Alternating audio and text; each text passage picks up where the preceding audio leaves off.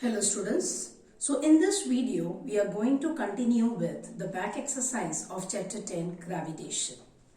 So let us start with the fifth question. If the moon attracts the earth, why does the earth not move towards the moon? I'll read it again. If the moon attracts the earth, why does the earth not move towards the sun? See students, you know that earth and moon, both there exists gravitational force between any two bodies, and thus there exists gravitational force between earth and moon. And we assume that moon has uniform circular motion. It performs uniform circular motion around earth with earth at its center. And we know that for uniform circular motion, centripetal force is required. And that centripetal force is provided by the gravitational pull of earth on moon. Now earth attracts the moon. Moon is also attracting the earth because according to Newton's third law of motion, to every action there is always an equal and opposite reactions. It means force exerted by moon on earth, in magnitude it should be equal to force exerted by earth on moon.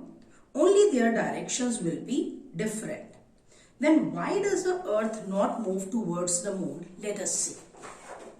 Now here I have represented that FME is force exerted by moon on earth and FEM is force exerted by earth on moon.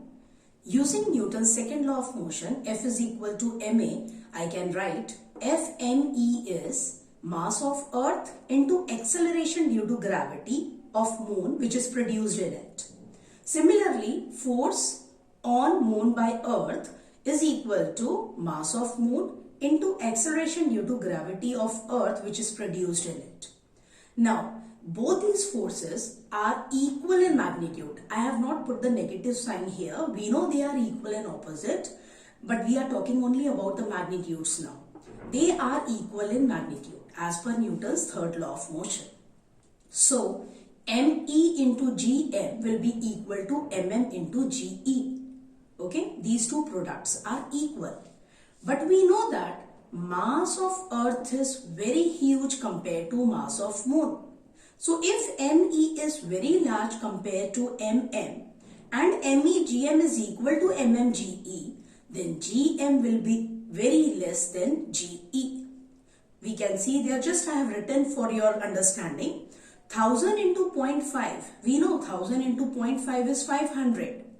That can also be written as 250 into 2. So in both the cases, in first case when first number is 1000, second number is 0.5. In second case when the first number is 250, second number is 2. It means when you decrease the first number, the second number will increase. Okay. So here although the two forces are equal and opposite, they are equal in magnitude, but due to the difference in masses, the acceleration in both the bodies, they are different. We know acceleration means change in velocity in unit time. So velocity changes. Velocity has magnitude and direction both. So when anything, whether magnitude or direction of velocity changes, we say acceleration is produced. So in this case, when we talk about force exerted by earth on moon, this force on moon when it acts, it changes only the direction of motion of moon. It changes only the direction of velocity, not its magnitude. And hence, that is responsible for changing the direction continuously when moon is performing uniform circular motion. It means the moon's circular path, that circular path is because the direction is changing, of motion is changing continuously because of this force exerted by earth on moon. And hence acceleration is produced in moon only because of change in its direction of motion or direction of velocity. Okay, but on the other hand, the force exerted by moon on earth, see, although it is equal, but because mass is very large, acceleration is very small. So if acceleration is very small, it means maybe earth is very negligibly moving through small distance towards the moon, but it cannot be detected as the value may be 0.000 something. Okay, so although Earth experiences the same force, but due to its huge mass, acceleration produced is so less, negligibly small and distance moved by the Earth is so small that it cannot be detected. Okay, like for example, if I say you there is a difference between 0 number and 0.000006, there is a difference. Although we approximately say both are 0, but 0.00006 is not 0. Okay, so it is very small number. Similarly, here the distance moved will be so small that it cannot be detected. So I hope this is clear to you. There is no need to show this. You can just write this. I have written this so that you understand the answer well.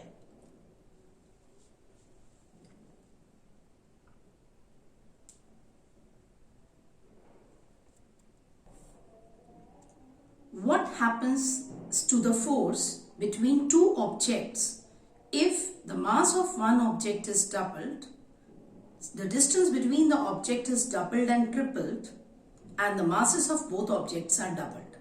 So this is our sixth question. Here they are asking us what will happen to the force between two objects if there are three subparts. One, mass of the object if it is doubled.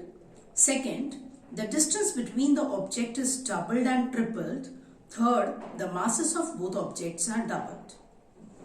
Now students, we know that this gravitational force F is equal to capital G m1 m2 over r square, where m1 m2 are masses of the two objects and r is the distance between them. To be specific, r is the distance actually between their centers. So let us consider the first subpart. If mass of one object is doubled, let us say mass of the first body is doubled. So let m1 is equal to 2m. Okay. Let m1 is equal to 2m1, let us say. Let m1 is equal to 2m1. So this mass of first body, let it be doubled. Then the force F dash between them will become capital G into 2m1 into m2 upon r square. Take this 2 out and just write capital G m1 m2 over r square. We know this is G m1 m2 over r square from 1. It is F. So F dash will now become 2F. It means force will get doubled when mass of one object is doubled. If the question is simply for 1 mark, you can directly write as force is proportional to product of their masses and F is equal to this. So if mass of one body will be doubled, you can easily answer that the force will get doubled. But if you are asked to show the working, you can do it this way. Now the second subpart is, if the distance between them is doubled and tripled, what would happen to the gravitational force between them? So I have done it together. Let the distance r is the distance between them. So let r is equal to 2r be doubled. Then let the gravitational force F dash will be capital G m1 m2 over, it was r square, now it will be 2r whole square. Students generally forget to square this 2. They just write 2r square. They don't put the bracket and then they go wrong. Is equal to capital G m1 m2 over 4r square. So is equal to 1 by 4 into G m1 m2 over r square. But what is G m1 m2 over r square from 1? It is F. It is original force. So F dash is 1 by 4 into F, or F by 4. So we can say the gravitational force between the two bodies will become 1 by 4 times its value if the distance between them is doubled. Similarly, we can show that if the distance between them is tripled, that is r is equal to 3r, then F dash will be G m1 m2 over 3r bracket square, and we can work out to show that F dash becomes 1 by 9 times the original gravitational force. See students, if the working is required, it depends upon the number of marks, or if you are asked to show the working, you can do it this way. If it is just for 1 marks, again we can write that gravitational force F is this. It is inversely proportional to r squared. So if the distance between them is doubled, the force becomes 1 by 4 times. Or if the distance between them is tripled, force becomes 1 by 9 times. It depends on the number of marks and the question whether you have to show the working or not. Now, the third part, if the masses of both objects are doubled. This is the third part, not the second. So, let M1, mass M1 is doubled means let M1 is 2M1. Mass M2 is also doubled. Mass M2 is 2M2. So, let both the masses are doubled. Then, the gravitational force F dash between them will be capital G, product of the two masses. So here it will be 2m1 into 2m2 divided by r square. 2 into 2, 4. Gm1 m2 over r square. We know Gm1 m2 over r square is f from 1. So f dash is 4f. It means gravitational force between the two bodies becomes 4 times if masses of both objects are doubled. I hope this is clear to you.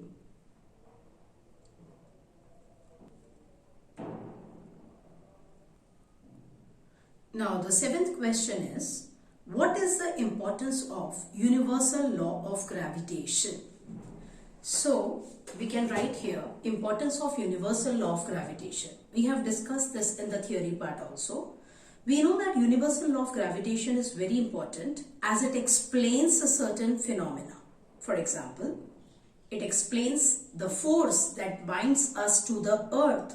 We know that we don't fall away from the earth. We are attracted towards the earth. In fact, not only we, everything on earth and even its atmosphere, this force binds us and everything including the atmosphere to the earth. So it explains the force that binds us to the earth. Second point we can write, it explains the motion of the moon around the earth. We know that we assume that motion of moon around the earth is uniform circular motion for which centripetal force is required, and this centripetal force is actually provided by the gravitational force or pull of earth on moon. Similarly, it also explains the motion of planets around the sun, giving the same reason. Motion of planets is also assumed to be uniform circular motion around the sun. And so the gravitational pull of sun on the planets provides the necessary centripetal force which is required for their motion. And tides which are caused in the sea or ocean, its explanation is also given by this law. They are caused due to the gravitational pull of moon and sun on the sea water or ocean water. I have written the points which are given in NCERT textbooks. There are other points also. It also explains the snowfall and rainfall. It is snowfall, falling of snow, falling of rain is explained by the gravitational law, this universal law of gravitation. Okay, so I hope I have written here the points which are given in NCERT. These are enough if you write, but you should understand them properly. I hope it's clear. 8th question is, what is the acceleration of free fall? Acceleration of free fall, you have to answer to this question. So you can write here, we know what is free fall. When a body falls towards earth only due to the force of gravity acting on it, it is said to be in free fall motion. And such bodies which are in free fall motion, we know they are said to be freely falling bodies. So, the acceleration produced in a freely falling body, which is produced only due to gravity acting on it, is called acceleration due to gravity or acceleration of free fall. We have discussed this when we were doing the theory part. I hope it is clear. So, this is the acceleration produced in freely falling body, which is produced due to only one force acting on it, that is force of gravity, or we can say Earth's gravitational pull.